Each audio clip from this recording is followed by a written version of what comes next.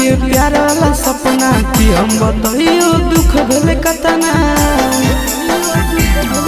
हरे कुछ दिन देखा के प्यार वाला सपना कि हम बताइयो दुख भेले कतना।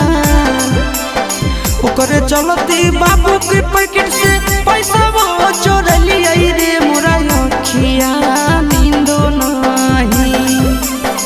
ओकरे चलती बाबू के पैकेट से पैसा वो चोर लिया रे मोरा अखिया नींदो नहीं।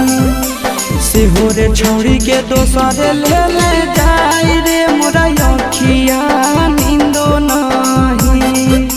से हो रे छोड़ी के दोसर ले ले